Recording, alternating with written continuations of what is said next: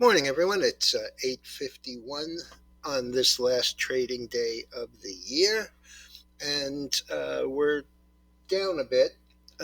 We're giving back about a third to a half of yesterday's gain. So far, the Dow is due to open down 172. When I came downstairs, it was down 150.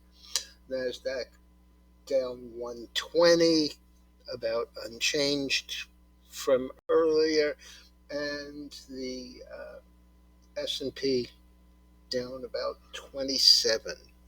So, what do we have to talk about today? Well, as I said, given back a little. Tesla, which was up about 9, down about 3, so nothing overwhelming there. Apple, which was up about 350, is down 156, so that's about half. Southwest Airlines says that they expect uh, everything to run smoothly today.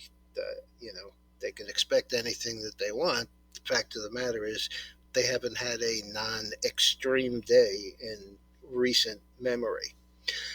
FUTU, FUTU, and TIGR are both down pretty substantially. FUTU 42.59, that's down 16.32 or 28%, and TIGR, which is, I believe it's called Up FinTech Holdings Limited. It actually closed yesterday at $4.77. This morning it has traded as low as 309. The last is 331. That's down $1.46 or just about 41%. Okay, so a major health problem developing in Russia. It's referred to kind of tongue-in-cheek as sudden death syndrome. It's not SIDS, SIDS, which is an infant death syndrome, or any of the other sudden death happenstance that occur with cardiac arrest. No, it's really pretty simple and totally avoidable. All you have to do is back Putin and not criticize him about the war in Ukraine. All of these guys were oligarchs. The number is over 24 this year, with the last two being Pavel Antov, who mysteriously fell out of a window while on vacation in India, and just 2 days before that, Vladimir Bazanov, who also was found dead in the same hotel in India. So I guess there aren't going to be as many kids growing up in Moscow who have the ambition of being an oligarch. This is a staggering number. It's been going on for roughly 3 or 4 years, and no real symptoms except that one of criticizing Putin and his war. Southwest Airlines, as I said, down about 18 cents, expecting things to work better. We actually have Asia mixed and Europe down on this last day of the year. Interest rates are bumping up a little, and a look at the futures shows really not much going on except the soybean market is up 13 and 3/4. Soybean meal is up. Bean oil is down, and wheat and corn are basically unchanged. Oil is down about 16 cents. Gasoline up about 2 cents.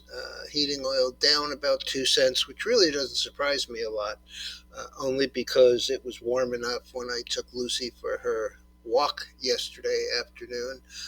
All I needed was a light jacket.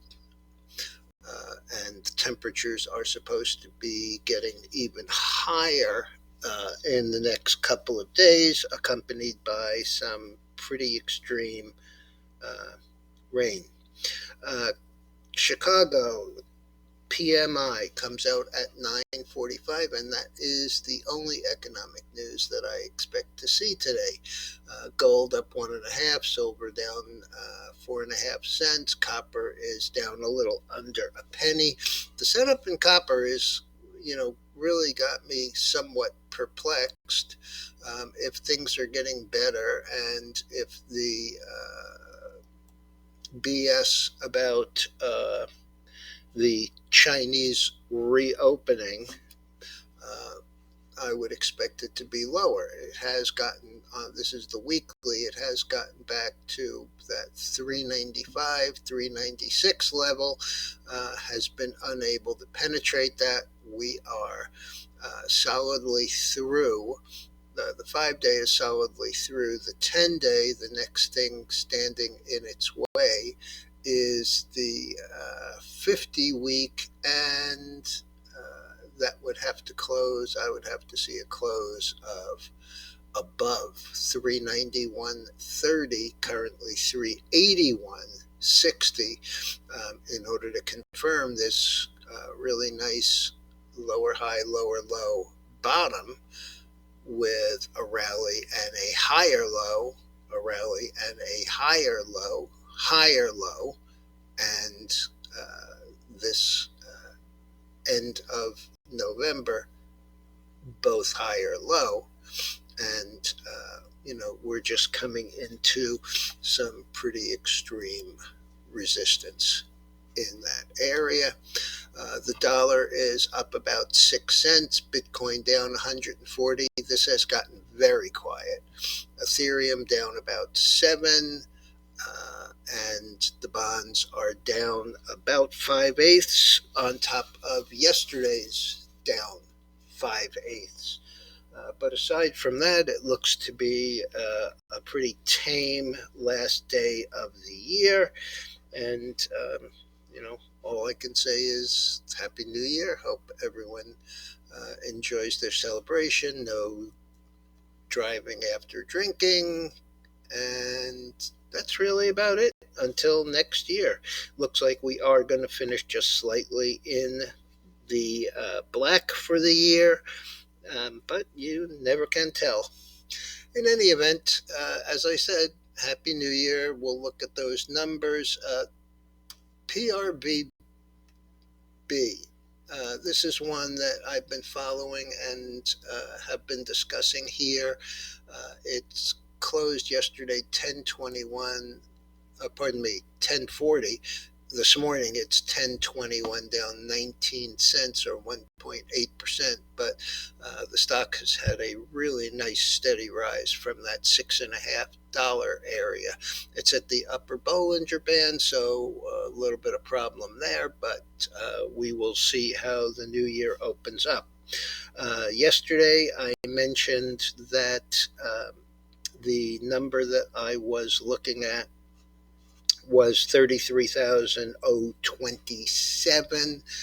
We closed yesterday 33,220.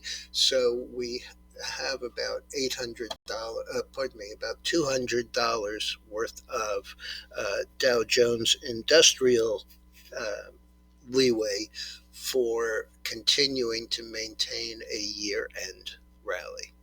All right, everyone, have a good day, and whatever you do, if he has any access to you, don't complain or talk down Vladimir Vladimir Putin.